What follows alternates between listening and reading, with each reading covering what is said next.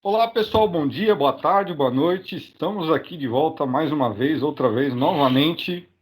E o convidado aí, que já é um colega aí que eu já fiz alguns eventos com ele, o João Correia, né? Um engenheiro mecânico que atua tanto na parte de consultoria como também na parte acadêmica, lá na Unicid.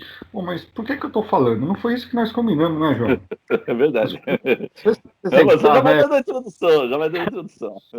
Mas introduzir a conversa aí para você se apresentar. Bem-vindo e Legal, obrigado por compartilhar o seu conhecimento, os seus insights aí com a gente.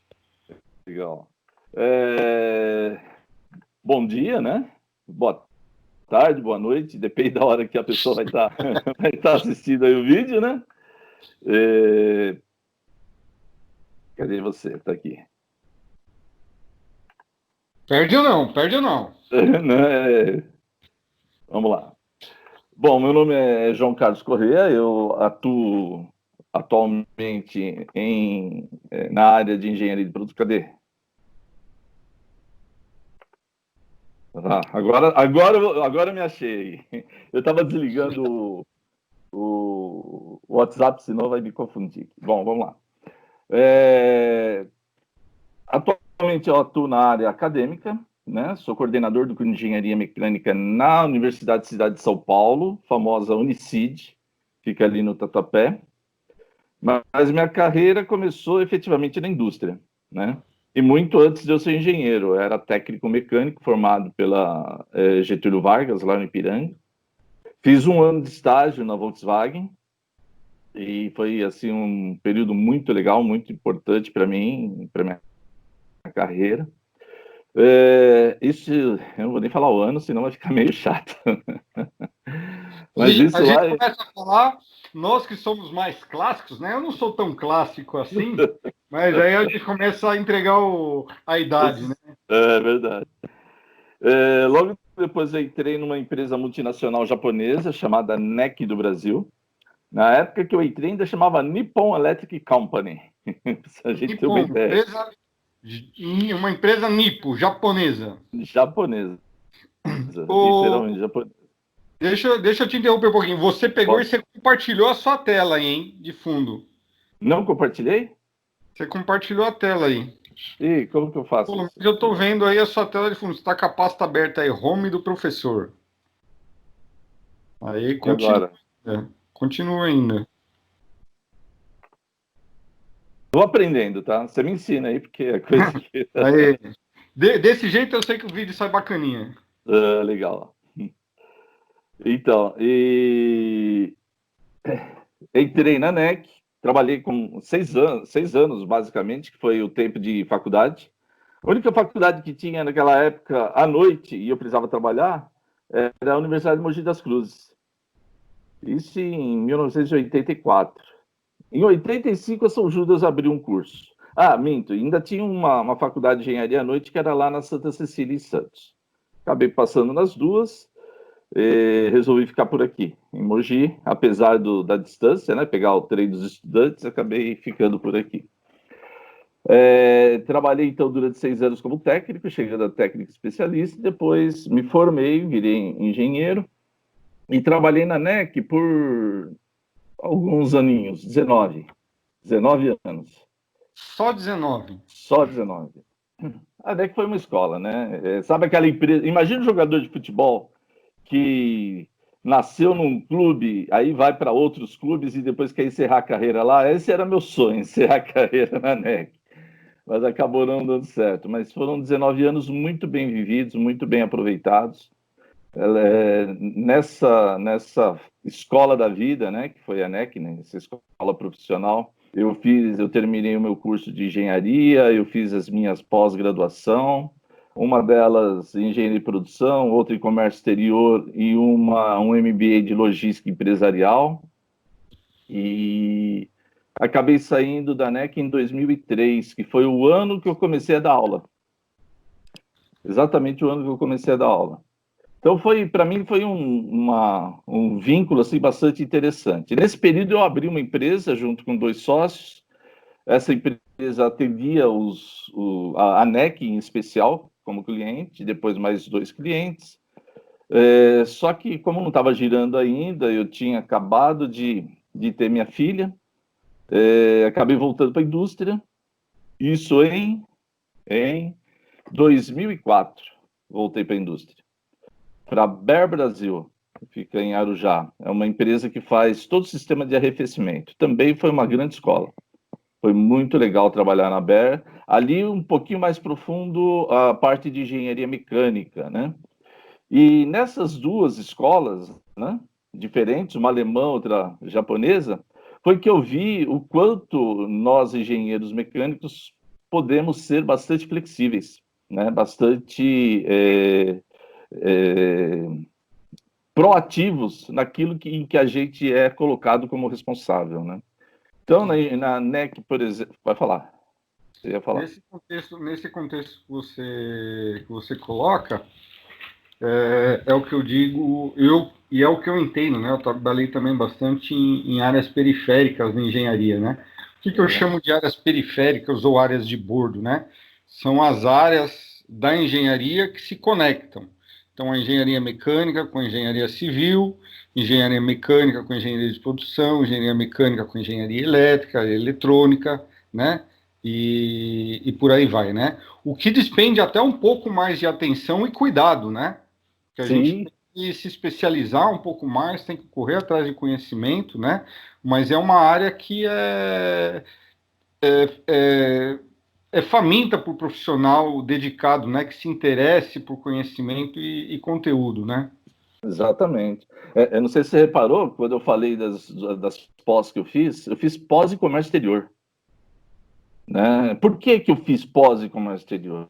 Dentro da NEC, eu trabalhei durante 12 anos, exatamente, 12 anos na produção, efetivamente. Né? Na fabricação de placas de circuito impresso, na compra de equipamentos, no desenvolvimento de novos projetos e assim por diante. Passado isso, eu fui para uma área que foi criada na NEC por volta de 95, 96, que era a área de celular. Fabricação de terminal celular, do aparelhinho celular que a gente tem hoje. Né? E ali eu tive que trabalhar basicamente na área de PCP e produção, era eu que fazia todo o desenvolvimento.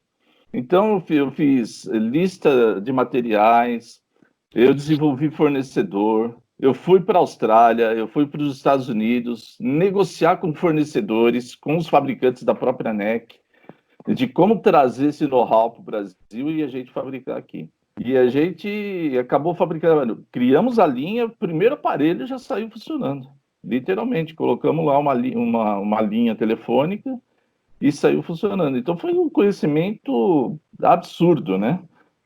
Pela mãe NEC, né? Pela professora NEC, né? Foi E muito, muito interessante. conhecimento, um conhecimento em um aperfeiçoamento de carreira que você fez dentro da própria empresa, num nicho que não é da engenharia mecânica em si, né? Mas que é onde a Exato. gente aplica a física, a gestão, a parte de processos, tudo isso aí que é a base da engenharia também, né? Só que aí a gente coloca uma pitadinha do não é de inventar, não é de se aventurar, é de realmente encarar desafios, né? Exatamente. E na própria engenharia elétrica ou eletrônica, a gente tem a parte mecânica, que é a soldagem de componentes, a soldagem de placas de circuito impresso, a montagem mecânica dos parafusos, dos conectores, dos encaixes de caixa. Então, você tem todo um processo mecânico envolvido no processo eletrônico e elétrico, nesse Sim. caso, né? Uhum.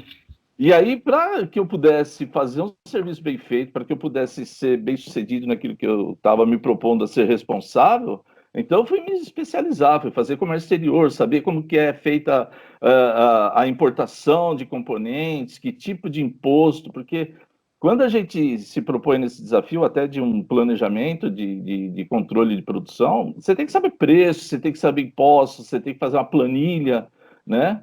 E ali eu aprendi muito. Eu também atuei na área de compras, né? tem até uma certa expertise aí, e a gente cuidar não só da parte de compras, né? Saber até e programar como é que isso vai ser embalado, como é que isso vai chegar aqui, né? Tá, Cuidar de toda a parte de logística, né? Não basta, manda aí, mas você vai mandar como, né? Qual que é o IPI que tá. cabe? Qual que...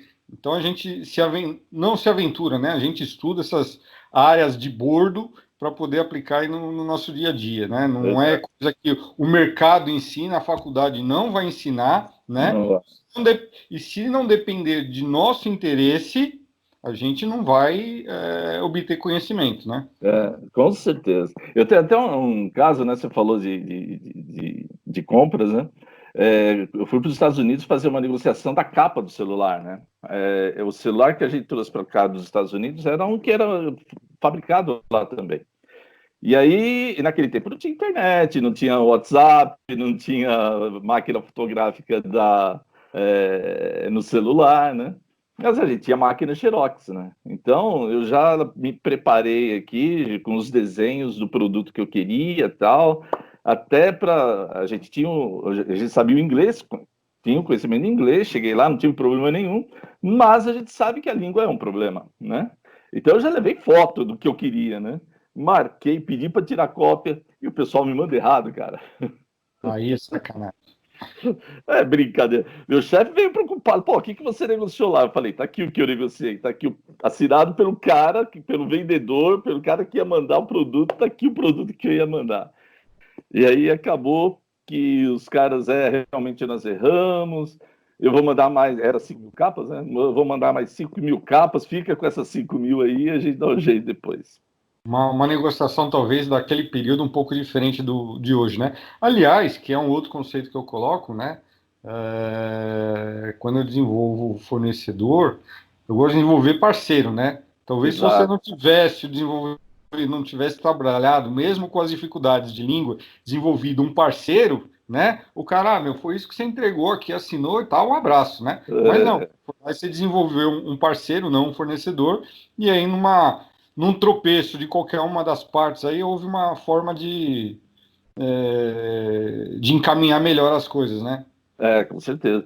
Tanto é que esse termo parceria surgiu, acho que na época do Lean Manufacturing, né, Lean Production, e a NEC, como uma boa empresa japonesa, começou a implantar esse sistema. Logo no comecinho, foi nessa época aí, 95, 96, 94, e a gente já tinha essa visão de parceria, de trabalho em parceria, e esse contato pessoal que eu tive com esses vendedores foi bastante nesse sentido mesmo.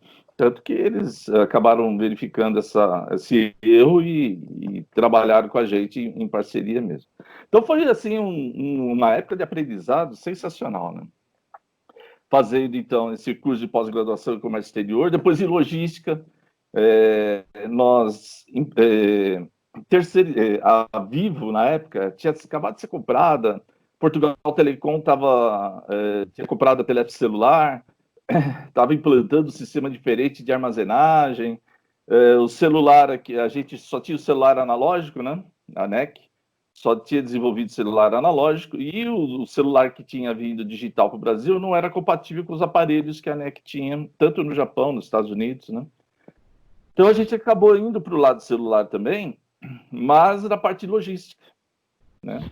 E aí a gente criou um trabalho bastante interessante de terceirização de todo o estoque da logística, foi quando lançaram o Baby. Você vai lembrar do Baby, né? Não, não faz essa cara, né?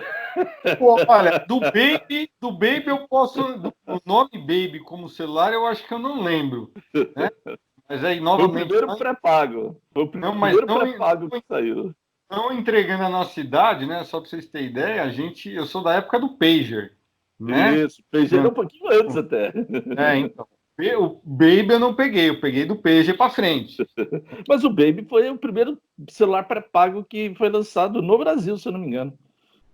Ele era da Vivo, né? Na época, telefone celular, que a Portugal Telecom tinha contratado, e nós começamos a desenvolver, criar uma linha de produção dentro de um armazém logístico, né? Eu acabei virando lá uma espécie de gerente logístico, então comecei a aprender sobre logística, fiz um MBA de logística exatamente para entender, para aprender a respeito mais daquilo que a gente estava já sabendo em termos de logística. Eles sabem que a logística é bastante ampla, né? Então, foi muito interessante. Foi ali que realmente eu criei as minhas bases profissionais. Em Aber, eu já voltei à minha origem mecânica, de verificar tolerância, verificar ferramental, desenvolver máquinas e equipamentos em fornecedores para fazer recraves, para fazer um monte de outras atividades mais mecânicas. Então, é aquilo que você falou, a gente acaba se envolvendo com vários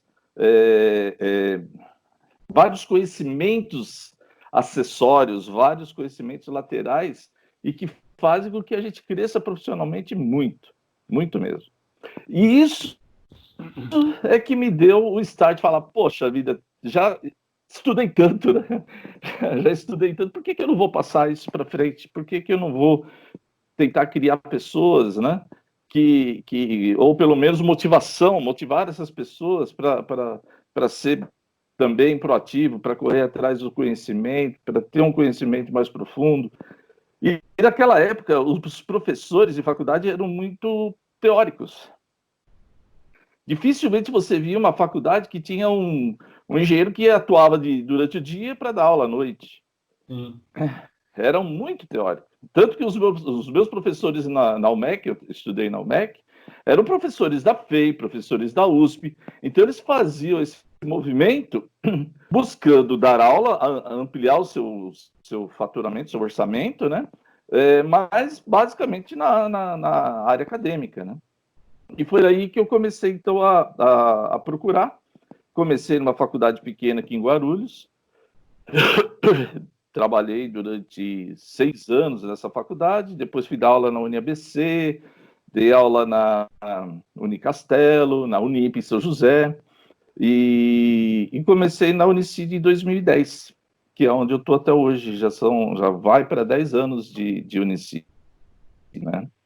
E na Unicid eu comecei a minha carreira dando aula de logística, depois foram criados os cursos de engenharia, já existia o curso de engenharia elétrica, me parece, engenharia civil, o de mecatrônica, e em 2012 criou-se o curso de engenharia mecânica. Uhum.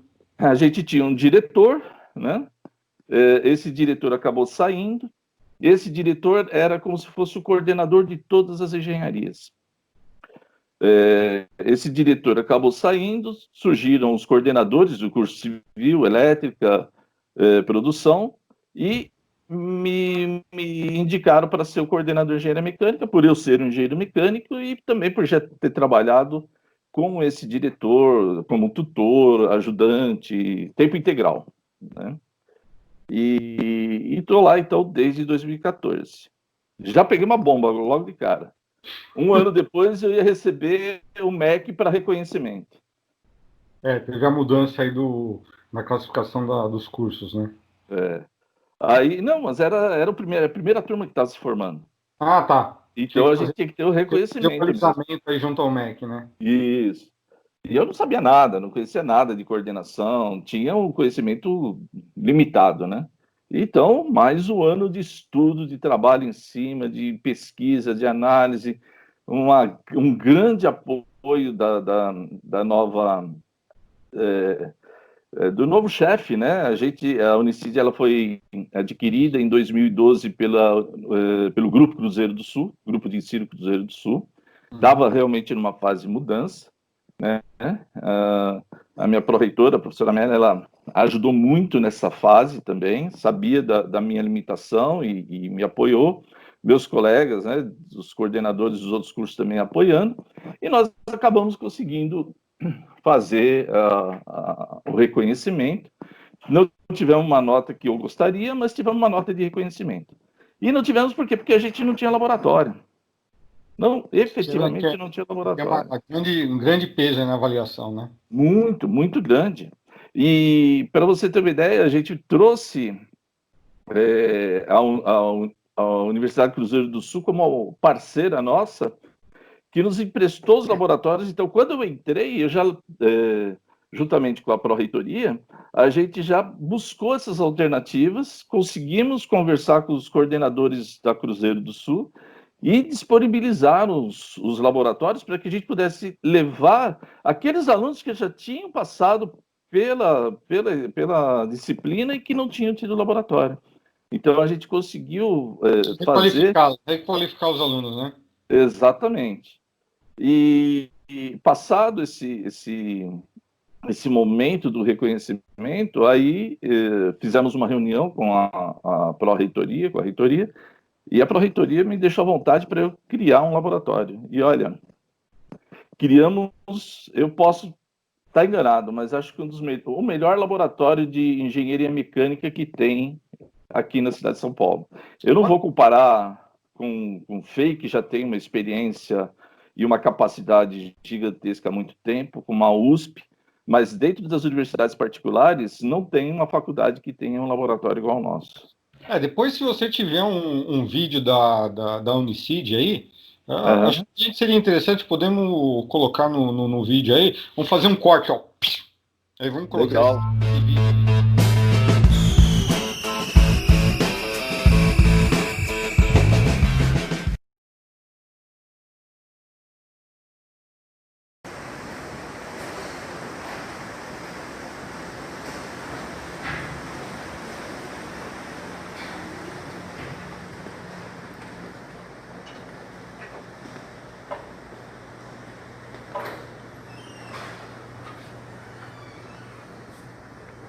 Dá uma limpadinha no vidro, né?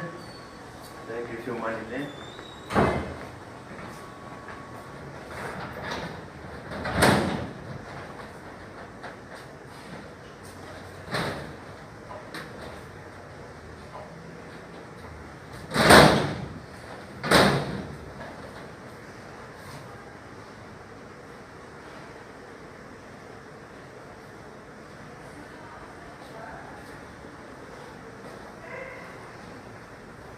De novo.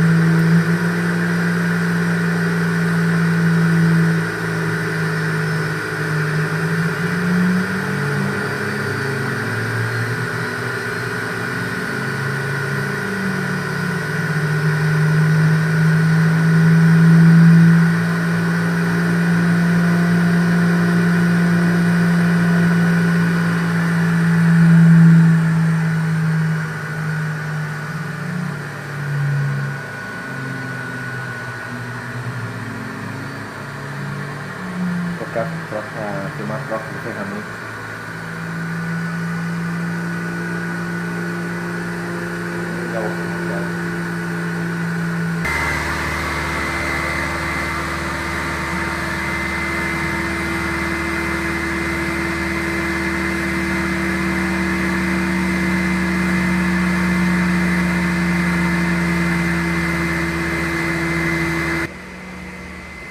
Fresadora ferramenteira,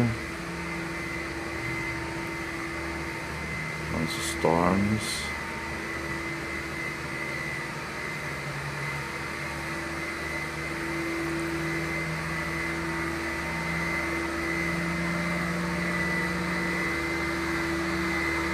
impressora 3D, duas.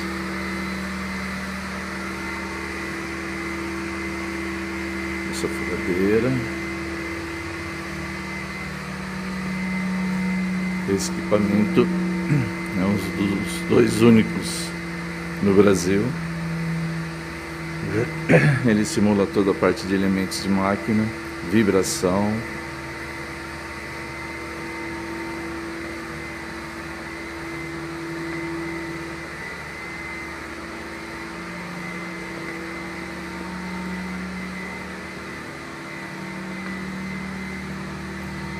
Serra de fita, corte plasma.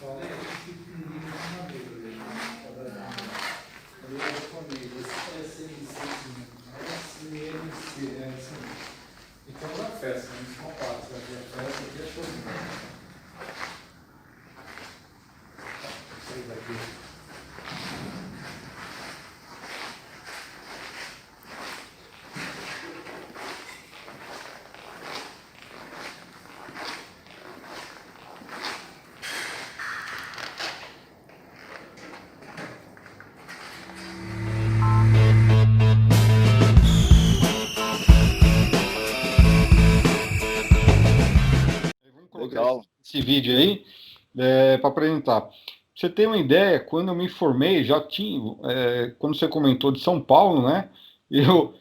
Eu sou da capital e eu não sou tão bairristas, né? Em São Paulo só tinha à noite. Vamos pensar lá de quando eu comecei, né? Que eu também trabalhava e precisava estudar à noite. Só tinha a FEI, e eu acho que era a primeira turma da FEI à noite. Né? Depois veio a Mauá, depois abriu turma na São Judas, depois veio o NIP e Mackenzie também. Né? Eu acho que depois abriu por um tempo Mackenzie, depois fechou, não deu muito certo o curso à noite, não me recordo bem. Mas, efetivamente, alguns cursos têm mais dificuldade de serem ministrados à noite. Né? Mas, diferente do que muitos relatam, eu entendo que quem cursa à noite tem um adicional de experiência junto ao curso, que é porque o cara trabalha, né? E vamos imaginar que o aluno já trabalha na área, alguma coisa bem próxima ali da engenharia, né? Mesmo que ele, eu trabalho em logística, mas quero fazer engenharia mecânica, que é o caso, por exemplo, que você somou essa experiência, essa expertise, né? Mas o cara já atua e ele consegue entender de forma mais ampla o verdadeiro sentido do curso de graduação, né? Eu acho isso realmente um baita diferencial de quem se forma à noite, né? O cara que estuda dia pode ter outras funções, né? Mas veja, por exemplo, eu lembro que na FEI, um semestre era de manhã e outro semestre era à tarde. Ou seja, o cara era impossibilitado de trabalhar. Trabalhar, exatamente. Não pode trabalhar, ele era dedicado 100% aos estudos, né? E a FEI, a Mauá tem, assim, até certo ponto, até onde eu sei, tinha, né? Até antes das crises, das últimas, né? Tinha um grande patrocínio das indústrias, né? O ABC, principalmente as montadoras. E que com as crises que vieram nos últimos anos, isso aí se desfez, né? Então a gente tem que imaginar também que as universidades são entidades, algumas são sem fins lucrativos, mas elas precisam se autossustentar, precisam ter rendimento, né? Para investir e tudo mais, né? Essa é uma característica que eu entendo aí dos cursos universitários. Mas voltando um pouquinho, antes da gente entrar no quesito universidade mais a fundo, por exemplo, a gente comentou aí da sua expertise, que você foi atrás, atuou em outras áreas e conhecimento de outras áreas, né? Coisa que eu também fiz aí, não só falando de engenharia mecânica, né? Tive que correr atrás de tributação, cálculo financeiro, né? Processo, logístico. A gente sempre tem que conhecer um pouquinho. Por exemplo, em logística é muito amplo, como é da engenharia. Quando você fala de remédio, é um nicho. Quando você fala de cimento, é outro. Então, eletrônica é outro. Então, é muito diferente. Então, realmente, a gente precisa estudar, entender como um todo, né, para poder aplicar.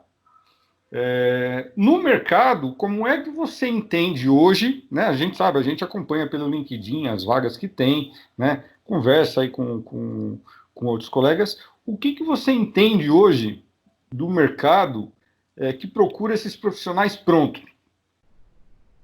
Né? Algumas vagas o cara procura pronto, e aquele cara não existe, né? E a empresa também não consegue avaliar o potencial do profissional para poder falar assim, olha, cara, o desafio é esse, topa, você vai ter que criar uma expertise disso. O quanto existe essa clareza, o quanto você entende que o mercado tá desafiando e qual é o papel importante do curso universitário no aluno para poder pegar esse perfil de... eu já comentei contigo, né, numa outra oportunidade que a gente teve, que o engenheiro, por exemplo, né, existem outras profissões, mas que o cara que se forma, mas principalmente engenharia, o cara que se informa em engenheiro e ele não aprende a estudar, ele não é engenheiro, né? O cara que não aprende a desenvolver, correr atrás, né? Que é o que você fez, que é um pouquinho que eu fiz, né? Ele não é engenheiro. Mas qual que é a sua visão do mercado, né?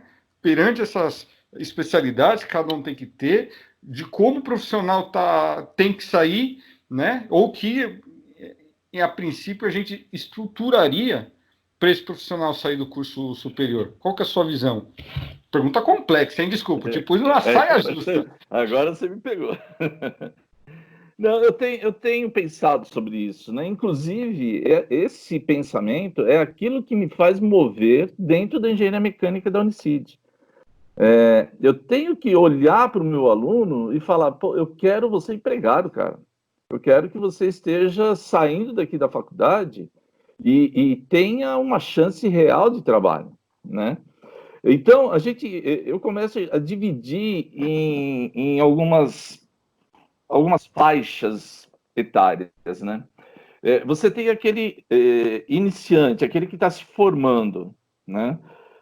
Esse ele tem uma dificuldade gigantesca, porque estágio hoje em dia está muito complexo. Primeiro, paga-se pouco. Segundo, utiliza-se o estagiário para fazer serviços que não sejam de engenharia.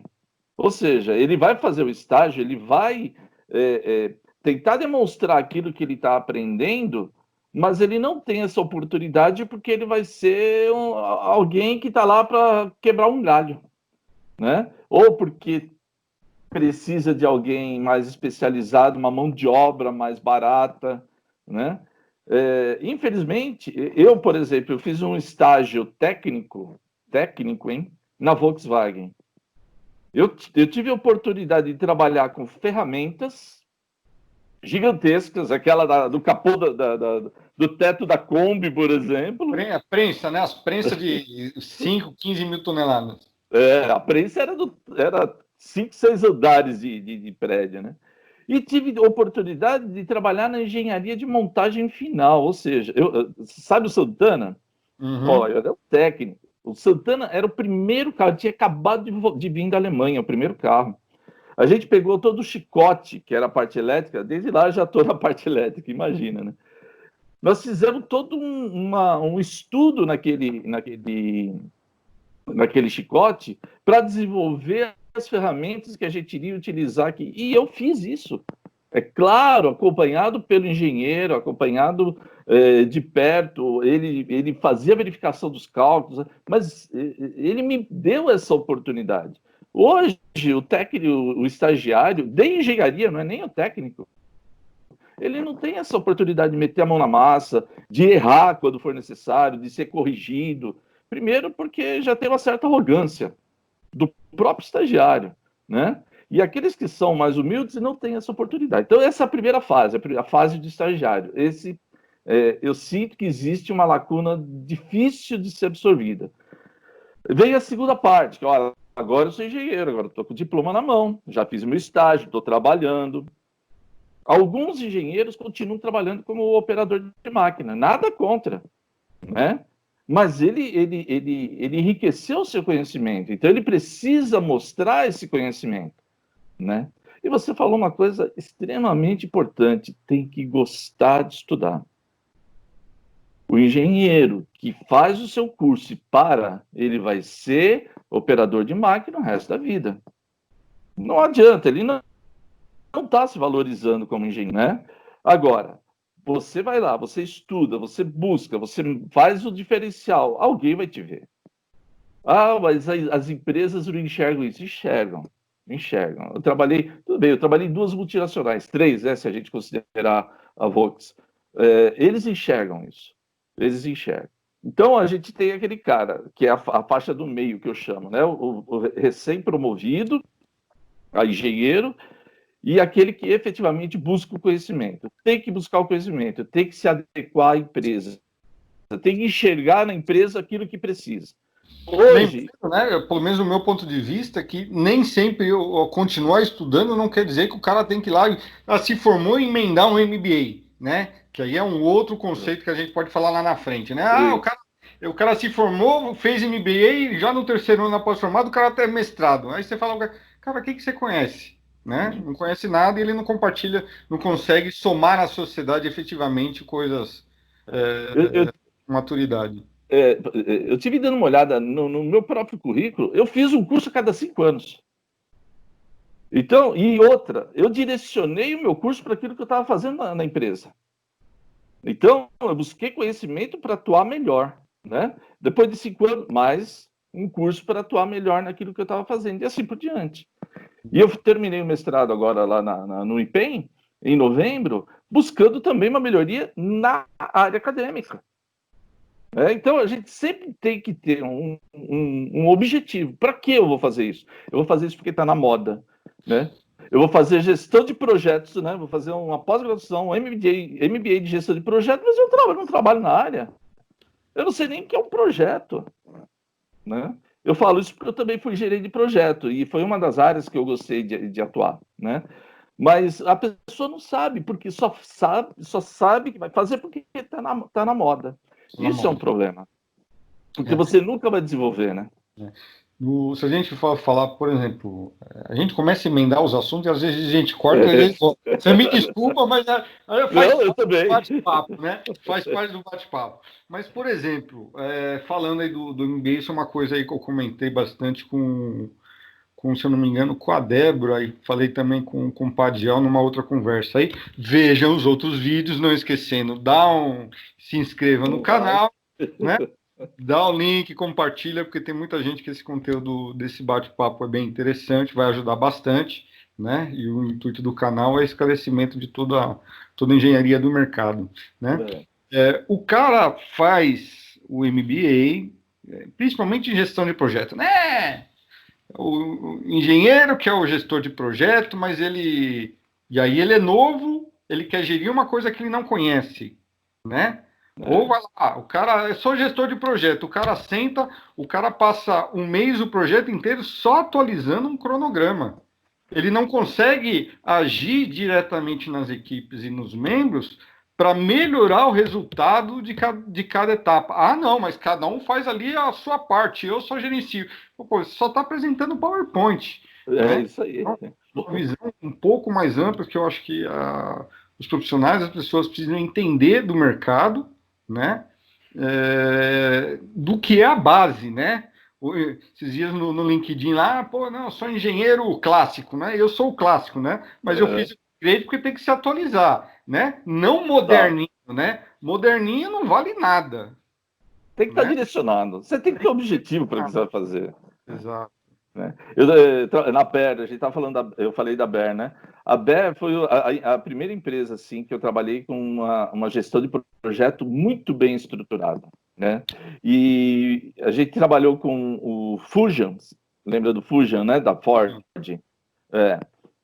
Esse Fuja foi um projeto tão bem administrado, tão bem gerenciado por um gerente de projeto lá, que ele foi para a Alemanha ser gerente na Alemanha, né? Mas ele galgou passo a passo. Trouxe na unha.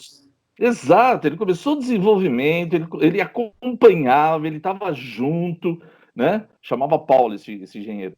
Então, você via que ele cresceu junto com o projeto, ele criou, né, a vida, e fora a equipe que estava com ele. Então, não é só ter noção de gestão de tarefas, é ter noção de gestão de pessoas, é ter noção de gestão do projeto como um todo. Tanto que esse projeto foi tão bem sucedido que vieram aqui, pegaram todas as máquinas, ferramentas, tudo e levaram para o México, porque ficava lá a montagem do Fuja, né? Levaram ele todinho. E um dos team leaders que esse gerente de projeto tinha foi ser gerente lá no México, da parte de engenharia e de produção. Então, você vê como que era a estrutura, muito bem planejado, muito bem dividido, muito bem organizado e coordenado. Então, a gente precisa tomar cuidado com isso, não fazer as coisas só porque está na moda, né? É como trocar de camisa, não pode ser assim. A gente tem que ter objetivo. O mercado complica um pouco isso, ele coloca um direcionamento muito egoísta para ele, né? Quando ele coloca muitas exigências de moda, né? Ou de quesitos, né? Por exemplo, eu quero um gerente de projeto, mas o cara tem que ser certificado por PMI. Aí o cara vai lá e ele faz uma pós que não vale nada, né, em gestão, porque aí ele precisa fazer uma certificação, uma provinha, né, de 3, 4 horas de PMI para obter o certificado. Tanto é que dica para a galera, já dei isso aí várias vezes, né? Pega o livro do PMI, estuda e tenta fazer a prova. Pega um teste lá e tenta fazer. Né? PMBOK. Se você entender bem a gestão do projeto, você consegue fazer a prova. Você não precisa fazer um curso específico. Né? Não, mas me parece que tem uma obrigatoriedade de fazer um curso, tá? Tem a obrigatoriedade. Para fazer a prova. A obrigatoriedade que tem, até onde eu avaliei isso aí, e esse é um dos motivos que eu não fiz a prova do PMI, é que você tem que estar atuando num projeto por não sei quantos anos, contínuos, né? E isso tem que fazer parte da prova, né? Para certificação no PMI. Então, por esse motivo, eu não tive um projeto contínuo no tempo de fazer a matrícula da prova, para poder pegar o certificado, né? Porque senão você faz a prova, passa 6 meses, os caras se cancelam, você tem que fazer outra, né? Então, esse é o diferencial. Mas, assim, só para a gente entender um pouco mais tentar expor para o pessoal como as coisas funcionam, né? E como o mercado te direciona todo mundo incorretamente, né? Por exemplo, o conceito que o MEC estabelece de fazer estágio, né? E tem lá uma quantidade de horas, tem lá alguns pré-requisitos, né? E o mercado, algumas empresas, como você mesmo comentou, né? Pega o cara, mão de obra barata. Não direciona. Aí o cara tá lá, ele não tem maturidade ou não é preparado, ele tá ali. Ele também não cutuca, né? O que der para mim fazer, eu faço. Não, eu tenho que eu tenho que pagar pelo menos o almoço que eu vim fazer aqui, né? Então ele vai ali, só não faz, o cara não se faz diferente, né? Ele é mais um. Né? Exatamente. E aí o mercado vai se acostumando com isso e tal, né? E chegamos no dia de hoje, né? Esse caos aí de formação, cara que se formou, é engenheiro, já fez estágio, mas o cara não sabe nada. O que você fez no estágio? Eu preenchi a planilhinha, fazia não sei o que e tal. Pô, mas você não meteu a mão na massa? Você não colou no engenheiro? E aí o cara também, às vezes, não tem a oportunidade, né, de colar, mas até que ponto ele teve o interesse? Posso te ajudar? O que você está fazendo? Me ensina, né? Chefe, posso aprender um pouquinho desse aqui? Eu resolvo aquilo lá, mas vou fazer esse aqui um pouquinho também, né? Se desdobrar para aprender. Exatamente. Acomoda. Você acomoda. Você falou uma coisa muito interessante, porque quando eu estava na NEC, existia um plano de desenvolvimento para cada fase do técnico, depois do engenheiro, até virar gerente. Existia um plano para isso. né? Olha, você vai passar esse tempo aqui na área de qualidade, daqui a pouco você vai passar lá na linha de produção, daqui a pouco você vai passar lá na expedição. Então, e você era avaliado por isso. De 6 em 6 meses existia uma avaliação. Aumentava R$ 50 o salário. Mas existia uma avaliação, a pessoa se sentia olhada, observada, tinha interesse, né? Esse é o segundo fator. O primeiro é a empresa ter um plano de carreira, um plano de ação para aquele técnico que ele está contratando, ou para aquele engenheiro. E o segundo é o interesse do cara de buscar a sua formação, de buscar o seu conhecimento, de dar um pouquinho a mais de si, né? Esse é um fator bastante interessante e importante, né? Isso aí. Sem falar que estamos falando de engenharia, né? Porque os cursos técnicos, como tem, eu já levantei aqui no canal, né? Os cursos técnicos hoje, nem estágio mais é obrigatório, né? Então, assim, a qualidade realmente caiu efetivamente, né? Muito, né? Do ensino, né? Comentei aí da época do meu Senai, o que é o ensino hoje. E hoje eu penso, pô, meu filho quer ser engenheiro, ele olha assim, gosta. Aí eu falo assim, pô, será que um dia eu vou conseguir colocar ele, vou ter coragem de colocar ele num curso técnico desse? Porque a gente sabe que a coisa não é tão bem fundamentada e não vai, talvez não traga tantos proveitos, né? Não querendo desestimular ninguém, né? Fazer um curso técnico. Mas que esse estudante ele vai ter que se desdobrar muito mais para poder ter sucesso na carreira com o curso.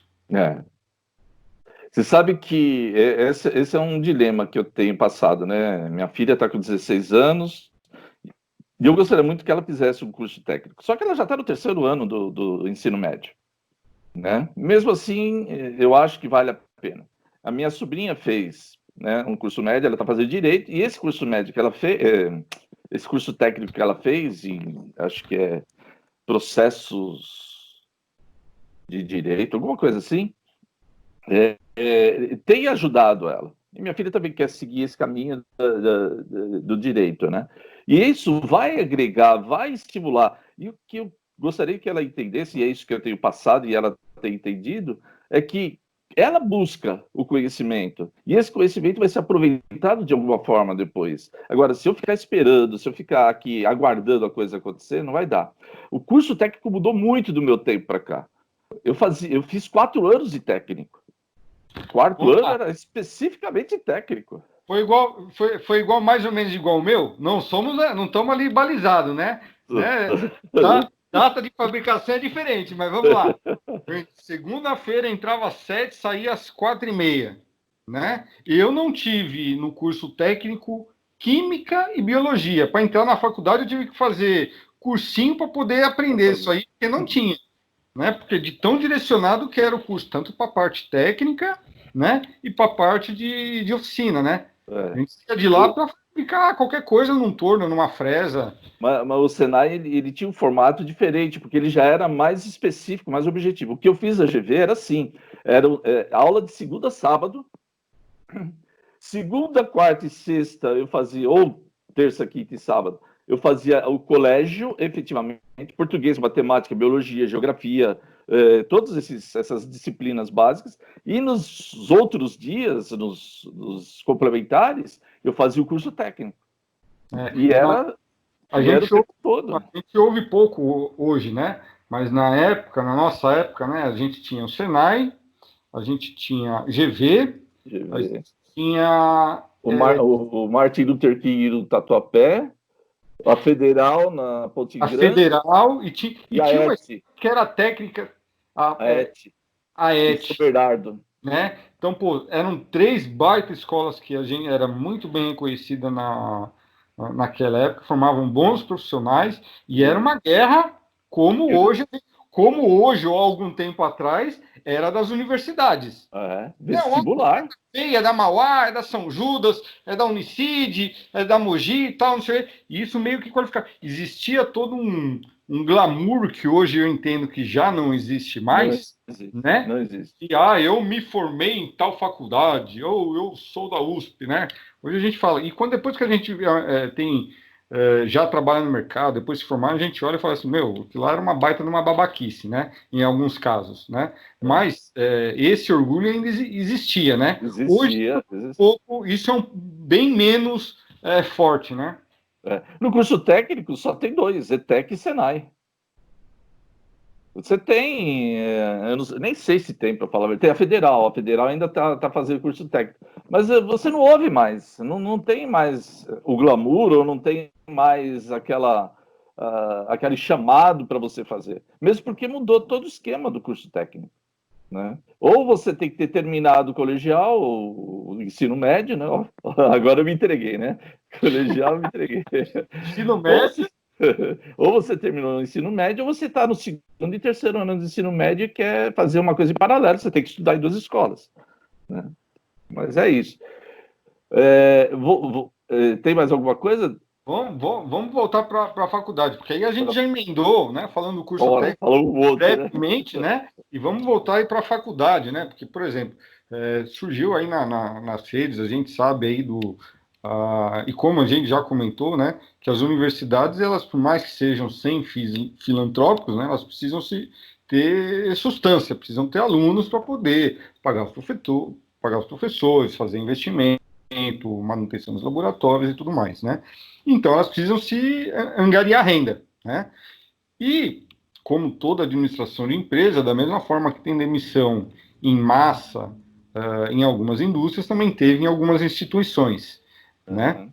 Inclusive de profissionais qualificados, e é isso que muitas vezes eu levanto. Olha, muitas vezes aquele profissional, ele é qualificado, tanto tempo de experiência, ou mais ou menos anos, e caso o cara é demitido, não por conta da capacidade profissional dele, e sim Não. por uma condição de estratégia da empresa. Olha, eu preciso criar uma estrutura mínima para me sustentar até o próximo ponte, porque está vindo Semestre. um rio por baixo, né? Então, isso é uma característica bem comum, que aí a gente precisa ter entendimento de administração, né? De gestão para entender que essas coisas acontecem, né? E isso aconteceu nas universidades aí de grande renome aí no mercado. Como é que você vê a qualidade do ensino, falando só do desligamento desses profissionais, né, mais antigos, que tinham uma boa bagagem, né, que formaram N gerações aí, como é que você vê a qualidade do ensino nos próximos anos, sendo que não houve, em muitos casos, uma passagem de bastão, né? Não houve, olha, vamos preparar, ou se já está mais de idade, vamos colocar um cara aí do seu lado, alguém que já estudou, que tem mais experiência para poder passar o bastão, como seria, em teoria, o ideal nas empresas, né? Mas a gente sabe que não é. No final das contas, somos todos números. Eu vou dividir em duas partes também. Uma são as outras universidades e uma a minha universidade, que eu faço parte hoje. A gente tem visto algumas universidades simplesmente reduzirem quadro. Vão lá e cortam e acabou. Eu passei por uma universidade que não teve dúvida. 2 anos atrás foi lá e cortou 50% dos professores. Aí, no semestre seguinte, mais 20%. Quando eu entrei nessa universidade e fui fazer a coordenação, eu tive que contratar 30 professores. É uma coisa de louco. Isso em 15 dias. E saí de lá no meio do passado, assim, totalmente decepcionado com aquela instituição, com a forma como que ela estava atuando. Outras, a gente tem ouvido falar aí nos jornais de mandar 300, 400 professores embora, né? Também sem uma avaliação prévia, eu não sei. Sinceramente, eu não consigo responder por essas universidades. O que eu posso responder na minha, sim. No meu curso de engenharia mecânica da Unicid, a gente teve perda, sim. E foi uma perda extremamente sentida, né? Eu posso garantir que da minha parte, da parte da minha pró-reitora, do meu reitor, inclusive do diretor-presidente. Ele tem uma certa idade, 82 anos, se eu não me engano, e ele falou que nunca viu uma situação dessa e se sente bastante sentido mesmo de ter que tomar uma decisão dessa, porque as perdas dos alunos foram muito grandes, estão sendo muito grandes, né? E ainda deixou muito claro que as portas vão estar abertas assim que a gente conseguir colocar o pé no chão. Dentro do meu curso, eu perdi um excelente professor, um grande professor, né, que me acompanhou aí desde o momento que eu entrei como coordenador. Conversei pessoalmente com ele, falei com ele, expliquei a situação, ele entendeu perfeitamente, ele tem uma outra universidade que ele dá aula, concursado, então ele tá mais tranquilo, mas é uma pessoa que eu gostaria de lá na frente ter de volta, entendeu? Porque é uma pessoa que agrega, que acrescenta, e para isso eu já vinha, né, desde que eu entrei como coordenador, criando alguns espaços para outros professores também mais novos, com uma capacidade dessa que a gente acabou de falar, de buscar, de ter vontade de aprender, de ter conhecimento da indústria, de ter conhecimento, não ficar limitado àquele conhecimento que ele aprendeu no mestrado dele ou na própria. Então, a gente teve esse cuidado e temos uma estrutura hoje que vai dar continuidade àquilo que a gente tem feito desde que, eu diria, desde que o próprio Grupo Cruzeiro do Sul acrescentou na Unicid. Então, por exemplo, a gente teve um ENAD em 2017, fizemos outro agora em 2019, que ainda não saiu o resultado. Mas o ENAD de 2017 foi o meu primeiro ENAD como coordenador e foi o primeiro ENAD do curso de Engenharia Mecânica da Unicid. Nós tivemos uma nota que equivale ao 6º lugar no Brasil. Olhando para as universidades federais, que tem um grande amplo, uma ótima colocação. A USP ela está fora dessa classificação. Ela é um concurso, né? Não tem muito o que falar. Mas as demais universidades, tem universidade federal, tem universidade estadual, municipal e tem as públicas, né? Então elas conseguiram pegar um 6º lugar. E vou dizer mais, tivemos uma nota 4 de ENAD com 0,1 para ser uma nota 5. Né? E quem fez isso? Tudo bem, eu tenho a minha coordenação, mas são os professores. E são os alunos também, né? Os alunos... Não, então... o laboratório que foi criado. Isso aqui. Mas se o cara não é o cartão de visita da faculdade, é o próprio aluno. Né? Exato. E o esforço que esses alunos fizeram, porque eles fazem parte daqueles alunos que a gente foi levar para fazer o laboratório em outro lugar, numa outra, na Cruzeiro do Sul. Então, o esforço desses alunos, o reconhecimento desses alunos, né? A forma como eles encararam o ENAD, porque o grande problema é encarar o ENAD, né? O ENAD, para a maioria dos alunos, é só uma provinha e acabou, quero me livrar disso aqui logo e pegar meu diploma, né? Só que não sabe que atrás disso vem toda uma carga de nota e de avaliação, e que se você tem uma nota 4, uma nota 5, você tem um nome a zelar, o nome da universidade, o nome do próprio aluno, né? Então, a Cruzeiro, o Grupo Cruzeiro do Sul e a Universidade da Cidade de São Paulo, ela tem segurado e tem aprimorado esse tipo de conhecimento, né? Tem apoiado na criação de laboratórios, tem apoiado na criação de novas disciplinas e novas grades, mesmo com as ações que o governo tem tido, a gente tem tentado utilizar o melhor possível dentro dessas grades curriculares, dos professores que a gente tem. Eu diria que a gente está muito bem respaldado, né? Pelo Grupo Cruzeiro do Sul, pela nossa pró-reitora, pelo nosso reitor, né? A gente vai perder o quê nesse período? A gente vai perder o contato, a gente está perdendo o contato. As aulas, para você ter uma ideia, começou a pandemia, se eu não me engano, no dia 16 de março. Começou a pandemia, não, começou a gente ficar em casa. No dia 17 de março, a gente já estava com aula online. E é aula presencial, não é aula EAD, não. A aula EAD, como que é? A aula EAD, você tem lá um conjunto de apostila que está num canto do sistema, né? E o aluno vai lá, lê a apostila, faz os exercícios, manda, vai ter um tutor que vai lá, faz a avaliação, analisa e tal.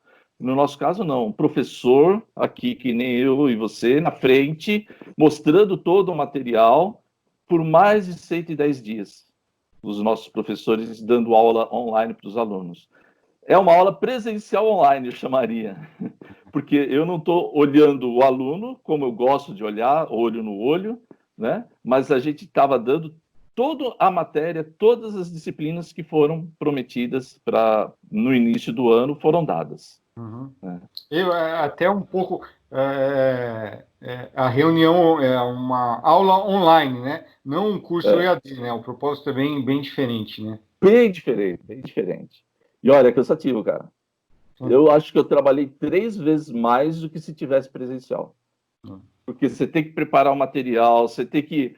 aquele material que você coloca na projeção, mas que você vai lá na lousa e começa a desenhar, começa a fazer as alternativas, começa a fazer os exercícios, as resoluções, você tem que agora dividir em lâminas do PowerPoint. Né? Alguns professores até compraram lousas para ficar escrevendo e fazendo exercício. Então, o esforço de cada um foi gigantesco. Né? Eu diria que dentro da Universidade da Cidade de São Paulo, o pessoal se esforçou e saiu um trabalho muito bem feito, muito bem feito. Eu sinceramente, gostei muito disso. De forma geral, eu percebi, até com meus trabalhos, eu fiquei aí 60 dias aí, meio da pandemia também pendurado aí fazendo trabalho de casa, né? A gente precisa dar muito mais trabalho, porque a gente precisa se preocupar com muitos outros detalhes, né? As pessoas não estão próximas, você precisa preparar o material com mais cuidado, às vezes até porque o contato faz o diferencial e você não tem esse contato, né? E é reunião aqui, liga para o outro, e a gente sempre, pô, tem hora que não dá para a gente ligar, né? Mas não pode, então você tem que se preparar, fazer um estudo mais adequado para poder apresentar, e isso traz a demanda. Então, o trabalho home office, se falar, esse aqui é o novo normal, todo mundo. Olha, quem é mais profissional, quem está mais preparado, vai se dar melhor nesse momento. Com certeza. O cara não vai ter ninguém do lado, você errou ali, viu, cara? Não vai ter, porque você já vai ter que apresentar direto, né? Exato. Demanda muito mais atenção e muito mais preparo. Você sabe como que é aluno, né? Aluno chega e faz o quê?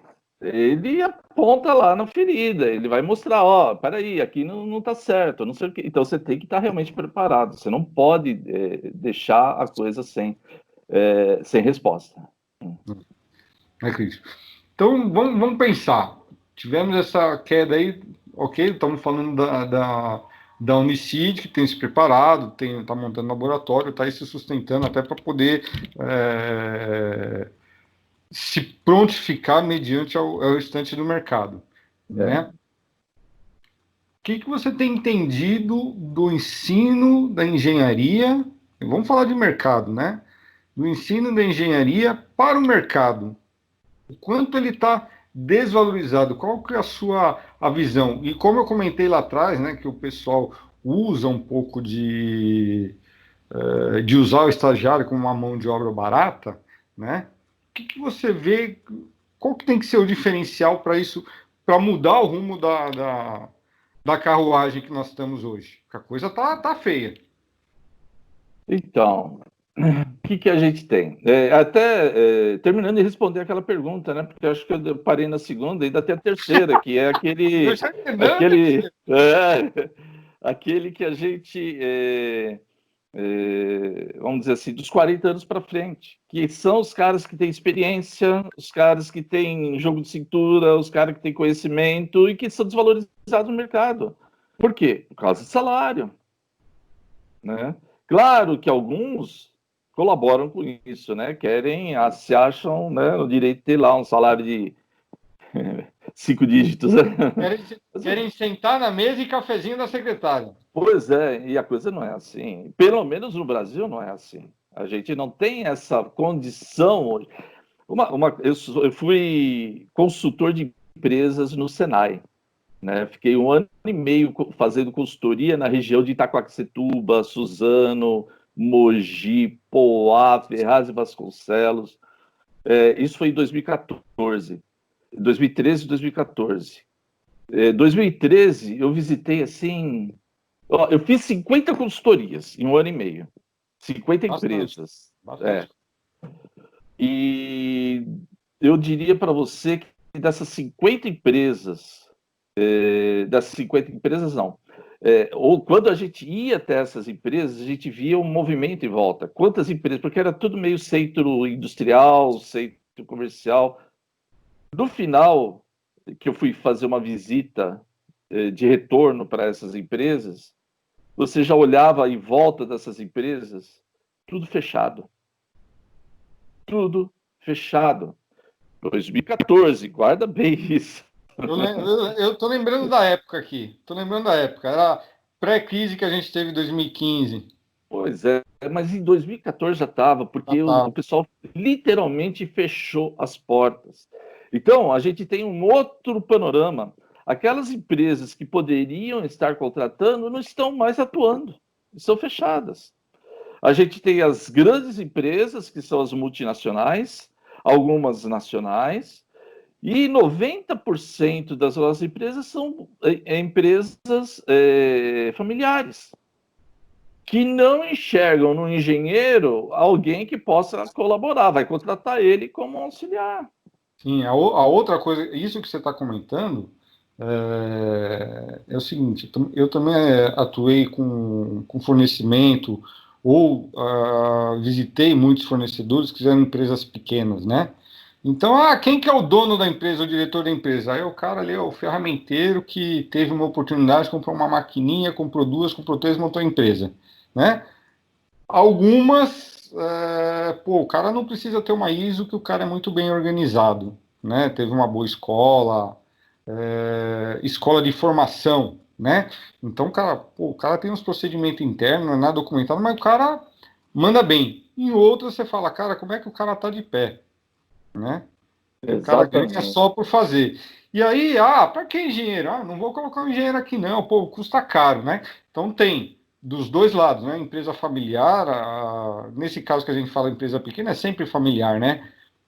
Não tem jeito, né? Então, a pequena e a média empresa, em 95% dos casos, são empresas familiares. Exatamente. Né? E em muitas, quando a gente fala em ferramentaria, pequena usinagem, tá ali, existem muitos poucos engenheiros dentro dessas empresas que atuam efetivamente. E isso traz uma perda de tecnologia, de produtividade, que todo mundo puxa a bandeira aí na mídia para falar, mas ninguém vem no básico, né, na ponta do problema para falar. Vou puxar esse fio agora, né, que é o quanto a falta de engenheiro no mercado, atuando nessas empresas, nos traz para trás no desenvolvimento tecnológico.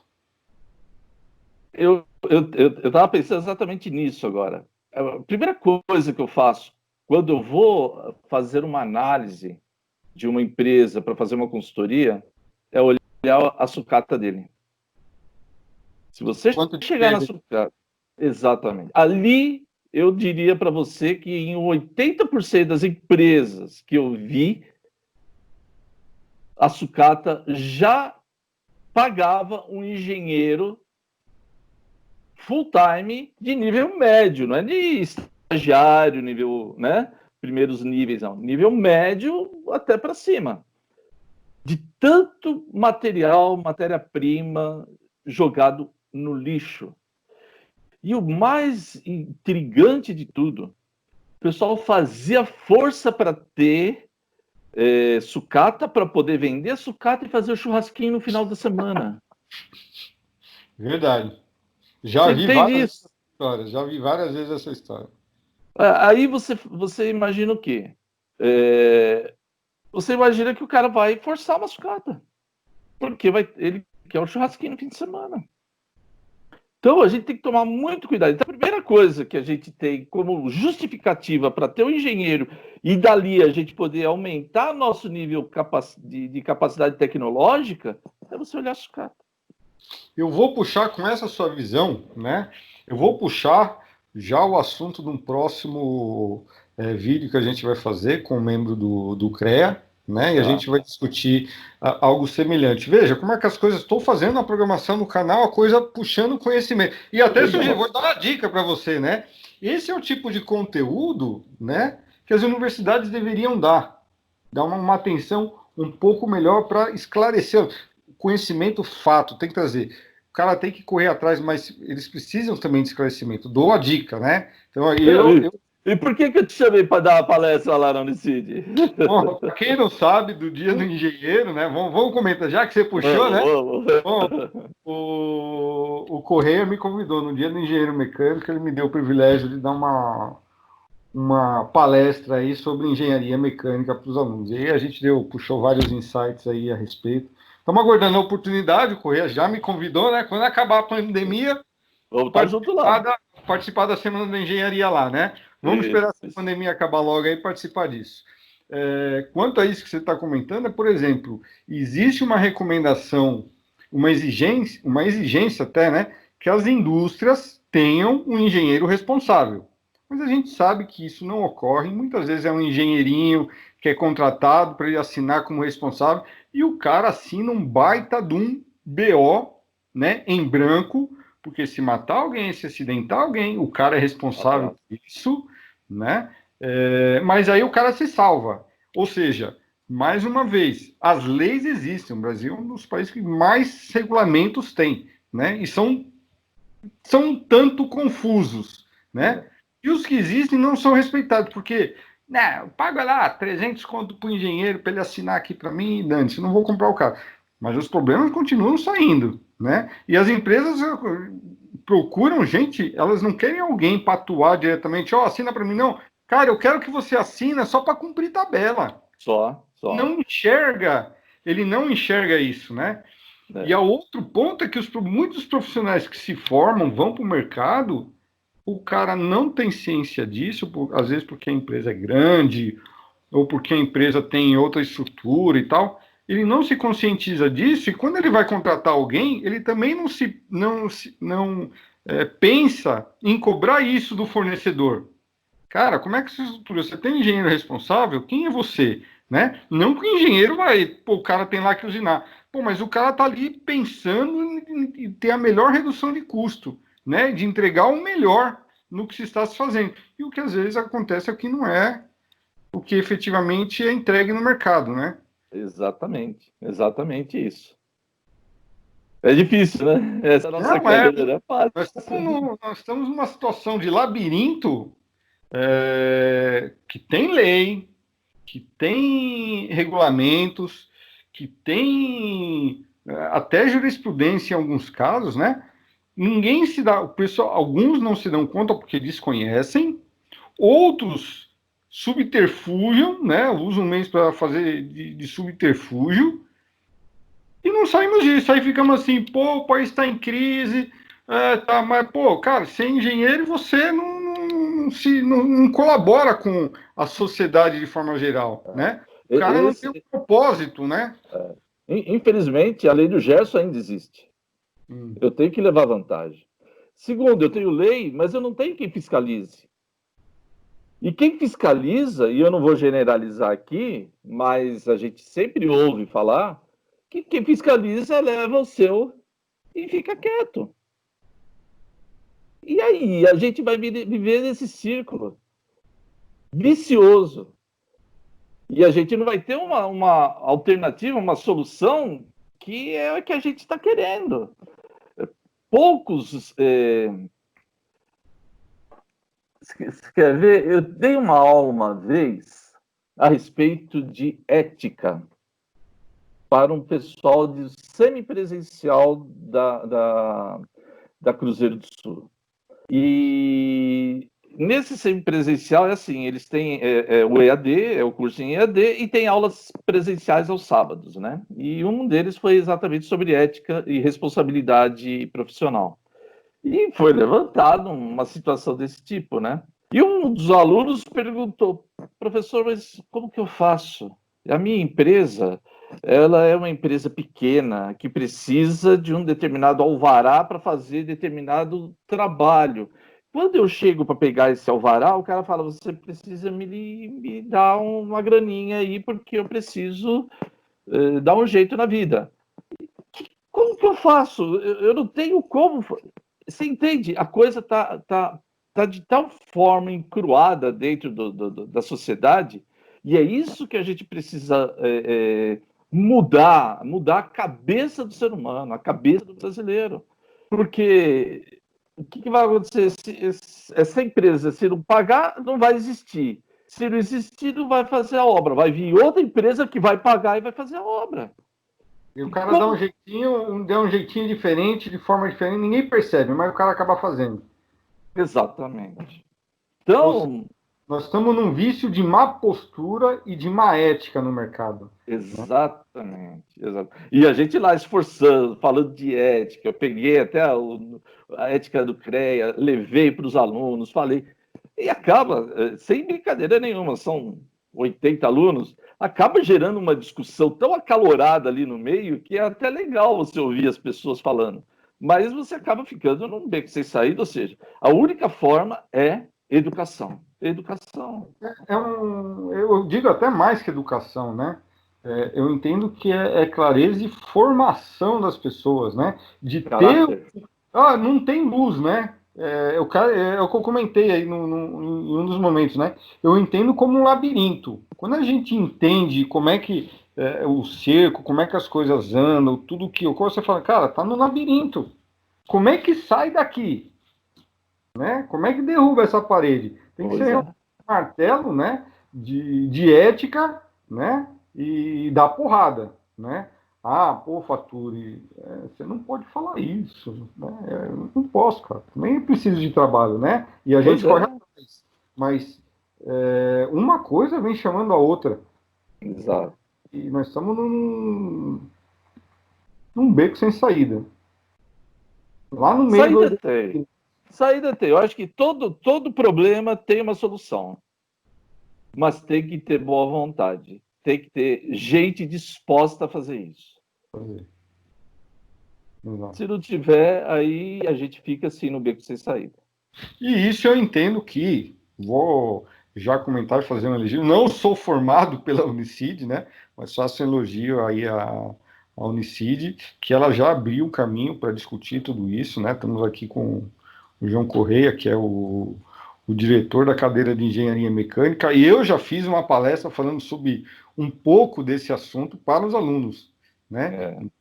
em mostrar, ajudar a conscientizar o mercado, os profissionais que estão entrando, de como é que a coisa funciona e do que ele precisa. Né? Não só, eu acho que vou chegar lá e vou achar um mundo rosa, né? Que o mundo não é rosa, né? Não. É meio lilás. Está quase, Meio roxo. tá quase ficando cinza nessas condições atuais aí que nós estamos aí juntando com Me essa pandemia. lembra, me lembra de um ex-presidente que tinha, né? Roxo. Nem me fala.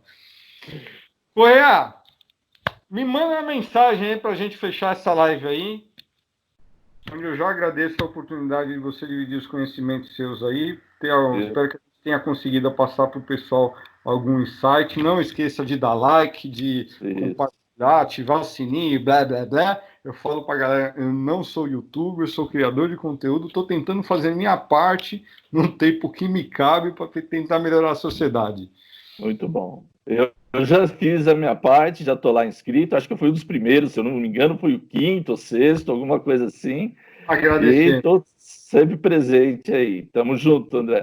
Manda o seu recado aí. Manda aí a sua mensagem final aí, então. O que eu gostaria de passar é uma mensagem de otimismo. Eu estou cansado de mensagem de pessimismo, cara. Eu ligo a televisão, eu só vejo morte, só vejo batendo recorde. Eu quero mandar uma mensagem de otimismo. Nós vamos passar por tudo isso, nós vamos crescer e vamos tornar esse país um país de primeiro mundo. Mas isso depende de mim, do meu esforço e depende do esforço de vocês que estão assistindo. Então, Verdade. eu Concordo. acredito. Eu acredito também. Sou bem isso aí. Tem muita falácia, muita manipulação para colher, as azeitonas antes do tempo aí, a qualquer Exato. custo, né? Exatamente, exatamente. Concordo contigo. Correia, obrigado novamente. A Obrigado gente se vê você. na próxima. Gente, ó, não esquece, dá o like, toca no sininho, compartilha. E tem um vídeo que ainda vai ao ar amanhã ou depois, muito interessante do CREA. Vocês não podem perder. Legal. Abraço, Correia. Tchau, tchau. Obrigado. Abraço. Tudo de bom.